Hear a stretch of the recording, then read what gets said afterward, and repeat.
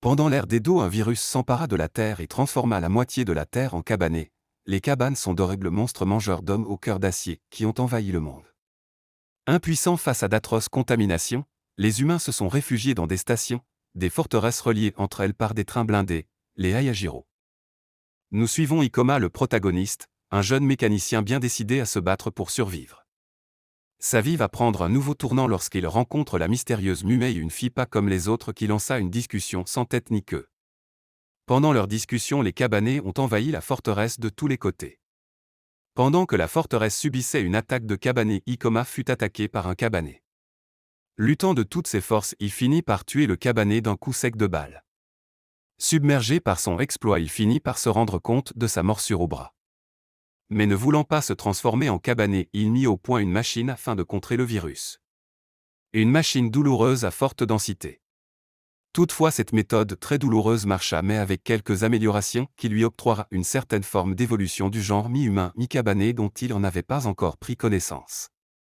Dans son immense joie, Ikoma reçut une visite de son ami Takumi, à qui il se pressa de faire connaître son exploit tout en lui transmettant sa joie. Le Kojiro se mit en marche à l'aide de deux jeunes et talentueuses personnes. Pendant que le Hayajiro se mit en marche pour le départ vers une autre ville, il subit une grande attaque de cabanés. Toutefois, les habitants finirent par fermer les portes. À bord du train, Ikoma vit un cabané voulant entrer dans le Hayajiro. Il s'empressa de le tuer, mais après l'avoir tué, son cœur se mit à s'illuminer comme celui d'un cabané. Les passagers, pris de peur, décidaient de le tuer. Ensuite, le commandant arriva et demanda ce qui se passait. Les passagers pointa Ikoma du doigt, l'accusant d'être un cabané, mais Ikoma dit au commandant qu'il n'est pas un cabané et qu'il doit le croire, mais en vain. Le commandant, par peur de transformer tous les passagers du train en cabanés, à leur tour prit son fusil et le tira dessus en vue de l'éjecter du Hayajiro.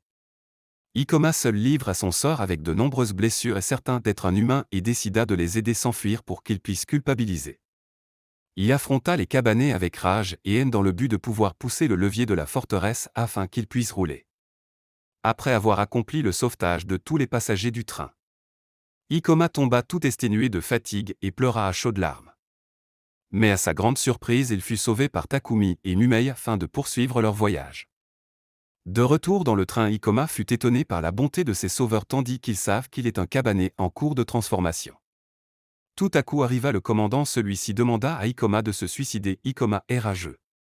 C'est en ce moment que Mumei lui fit comprendre qu'il n'est pas un cabané, mais un hybride connu sous le nom de cabanerie, une espèce plus évoluée dont elle en fait partie.